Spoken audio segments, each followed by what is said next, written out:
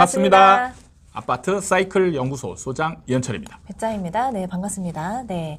소장님, 오늘은요, 제가 뭔가 또 솔깃해서 또 가져왔습니다. 제가 또 일주일에 한 번씩 또 임장을 다니고 있지 않습니까? 네. 정말 바쁘게 사십니다. 네, 바빠야죠. 네.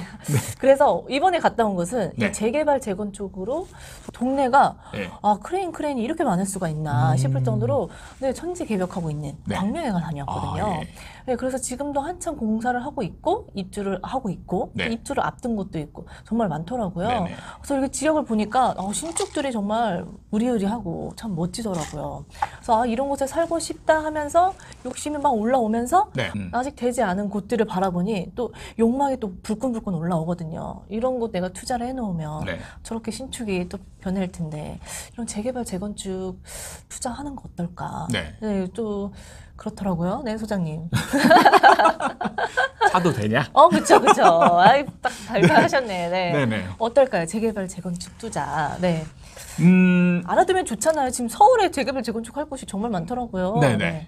그러니까 이런 거를 이제 살까 말까를 고민할 때 이제 순서적으로 이렇게 한번 요인을 가지고 하나씩 따져보시면 좋지 않을까 싶어요. 그런 건 너무 취약하죠. 일단 감으로 하면 좋겠다 싶거든요. 그러니까 항상 감으로만 해서는 안 돼요. 여러분들이 투자를 정말 많이 해가지고 사이클을 한 서너 번, 두세 번, 최소 두세 번 이상 막 이런 긴 사이클을 겪어본 사람들은 진짜 감이라는 게 생기거든요.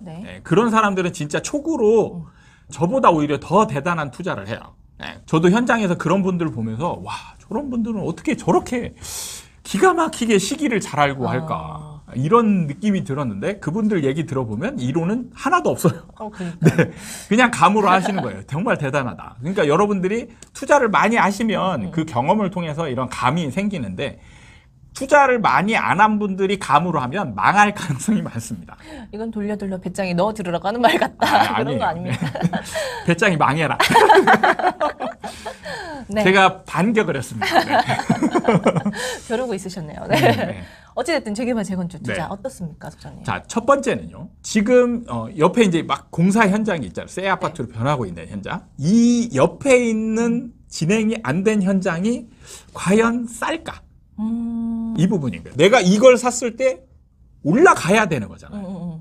가격이 올라가야 되는 거잖아요. 주변의 공사 대무로 인해서 기대 가치 이런 것들이 이제 현실화되고 있잖아요. 그럼 이런 게 여기에 반영이 됐을까 안 됐을까를 파악을 해봐야 돼요. 근데 살짝 보니까 그래도 얘보단 좀 싸더라. 내가 좀 먹을 건 있더라. 약간 이런 거죠. 그럴 수 있습니다. 그래서 일단은 여기가 먹을 게 많냐, 진짜 반영이 됐냐, 안 됐냐. 그리고 반영이 안 됐다라고 본다라면, 그럼 왜 안 됐을까도 고민을 해봐야 돼요. 또 옛날에 진짜 재개발 투자, 빌라 투자를 하면서 실수했던 게 뭐냐면, 주변이 이제 저쪽이 개발이 막 되고 있어요. 그래가지고 여기로 이제 분위기가 막 넘어와요. 넘어와서, 여기도 이제 막 바람이 막 불고 있어요. 그래서 보는데 여기는 굉장히 비싼데, 여기는 좀 싼 느낌이 드는 거예요. 그래서 나중에 되면 얘도 올라가겠지 하고 샀어요. 샀더니 얘는 재개발의 진행 자체가 진행이 안 되는 거예요. 안 되는 곳이었구나. 안 되는 곳인지는 정확히 저도 뭐 얘기를 듣지 못해서 모르겠는데 아무튼 재개발이 뭐 이렇게 구체화되고 이런 것들이 없이 그냥 조용히 사그라든 거예요. 그리고 주변 가격이 이제 사이클이 이제 하락 시기를 맞아서 하락하니까 얘는 그냥 더 많이 떨어진 거죠. 나한테 온 기회가 아니라 그냥. 그러니까 썩은 동아줄을 잡은 거죠. 썩은 동아줄을 잡고 이게 싸다 생각해서 잡았는데 더 낭떠러지로 떨어지는 그런 상황이 벌어졌던 거예요. 그래서 이게 그냥 싸다 이게 아니고 싸면 싼 이유도 있는 거예요. 그러니까 지금 같은 상황이면 제가 볼 때 웬만한 지역들은 다 반영이 됐을 가능성이 높아요. 지금은 상승장이 굉장히 오래됐고 사람들의 심리 자체가 지금 과열된 게 맞거든요. 그러면은 지금 그 과열된 심리들은 뭐냐면 먹을거리를 찾아서 막 하이에나처럼 막 쫓아다닌단 말이에요. 막 지금 냄새 킁킁킁 맡아가면서 여기가 올라가지 않을까 막 쫓아갔는데 그러면은 옆에 현장이 지금 진행이 되고 있다. 그럼 바로 옆에 분명히 반영이 됐을 가능성이 높죠. 그래서 사실은 단계별로 진행이 안 된 것 때문에 올라가지 않는 그런 상황인 거잖아요. 그럼 얘는 지금 상황에서는 최고치인 거예요. 그러면 여기서 이제 더 올라가려면 그 다음 단계로 넘어가야 이제 된다라는 거죠.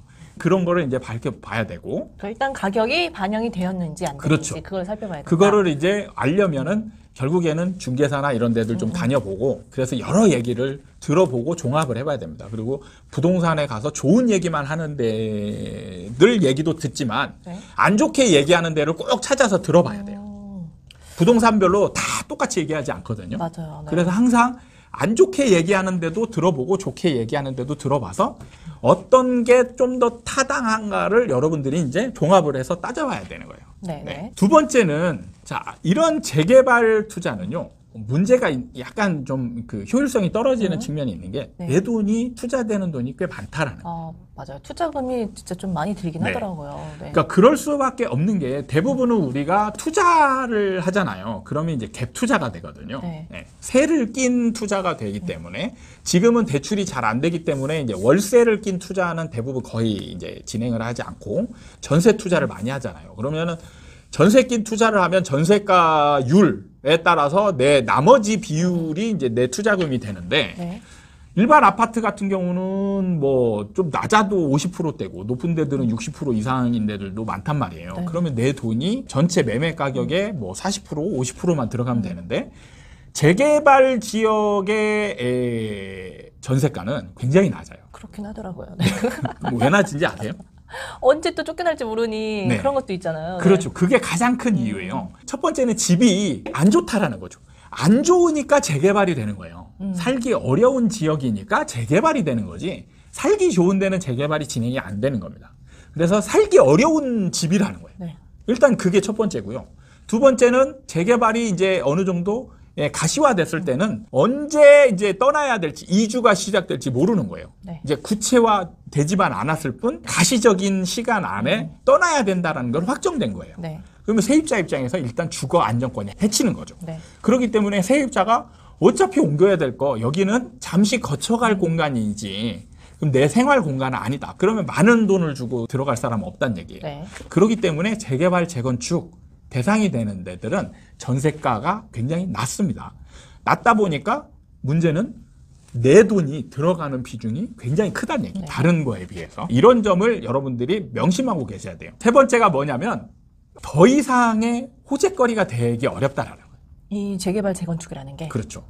왜죠? 그러니까 뭐냐면 호재거리라는 거는 사실은 우리 그 일반 주식경원에 보면은 소문에 팔아서 뉴스에 팔아라. 이런 거 아시죠? 네. 그게 뭐냐면 지금은 거의 뉴스화된 거예요. 그러니까 소문일 때는 많은 사람들이 알지 못하고 그냥 카더라 이런 정도가 이제 정보인 거예요. 그래서 진짜 정보의 가치는 이런 게 정보 가치가 되는 거예요. 남들이 인지하지 못했을 때. 네. 그러니까 이게 뭐냐면 1번에 했던 얘기하고 일맥상통하는 부분이 있습니다. 그러니까 가치가 많이 반영이 되었냐 여부를 판단하는 게 바로 이 호재거리 여부를 판단하는 것과 동일한 거예요. 그러니까 이 동네 사람들만 알 때일 때는 소문이겠지만 그렇죠. 전국이 이 지역은 다 재개발 지역이라더라. 이렇게 그렇죠. 하면 모든 그러니까 사람이 이게 알죠. 호재거리였다 그러면 이제 사람들이 막 달라들 거 아니에요. 그로 인해서 가격이 올라가겠죠. 네. 그러면은 이제 호재 대비 얘가 얼만큼 반영이 됐나를 판단하겠는데 일반인들은 사실 판단하기가 어렵다는 얘기예요. 근데 나도 알 정도면. 네. 네. 항상 여러분들이 이제 호재냐 아니냐를 판단하는 기준은 네. 뭘로 삼느냐? 나를 보면 돼요. 나.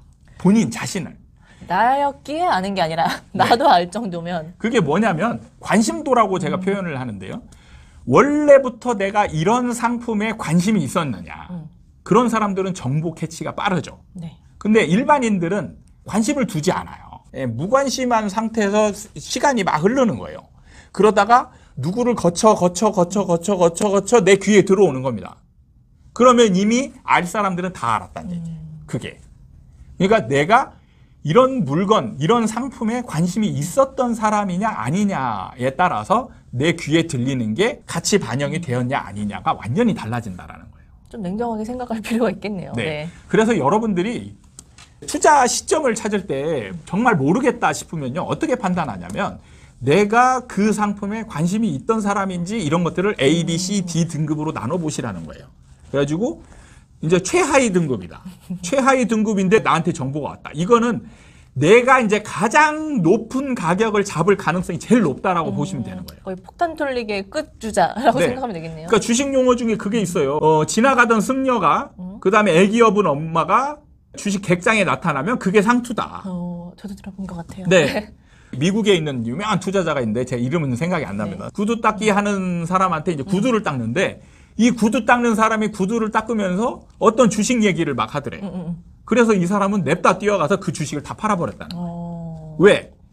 구두 닦기가 이런 주식 얘기를 할 정도 되면 완전 끝물이다. 이게 끝이다. 상승이 끝이다. 그래서 이때부터는 이제 하락장이 올 것이다.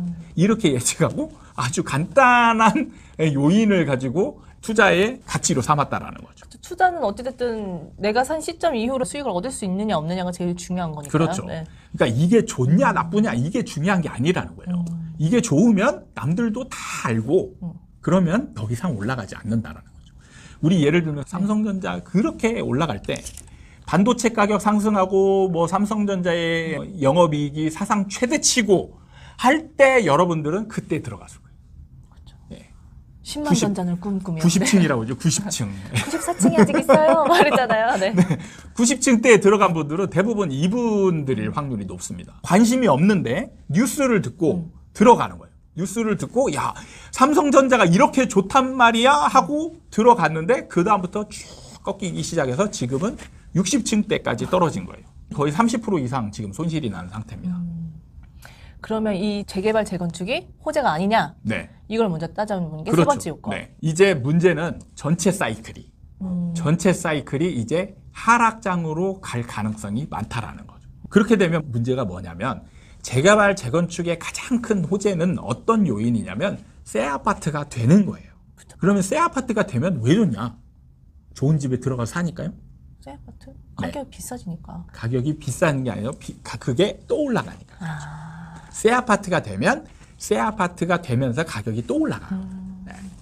그런데 새 아파트로 된 게 떨어지고 있다. 상상이 안 되네요. 여러분들이 이제 이런 상상을 제대로 못 하시는 거예요. 자, 옆에 지어지고 있던 게 이제 새 아파트로 됐어요. 그럼 얘가 이제 올라가야 되는데 얘가 떨어지기 시작하는 거예요. 그러면 재개발 재건축을 진행하다가 멈춰버립니다. 왜? 그럴 수가 있네요. 어떻게 목표치가 사라졌거든요. 목표가 사라진 겁니다. 새 아파트로 돼서 올라갈 걸 기대하고 내가 재개발 재건축에 추가 부담금을 기꺼이 이 정도는 납부하겠습니다 라고 동의하면서 사인하는 거거든요.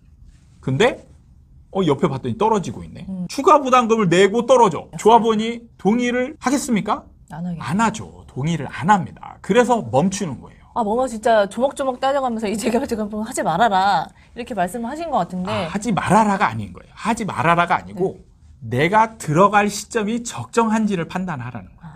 그러니까 알잖아요. 선생님 아시면서 이렇게 참 그러셔요. 그러니까 언제 들어가야 되냐는 거죠. 지금이 아니라는 거잖아요. 그렇죠. 그러면 내가 언제 들어가야 될까요?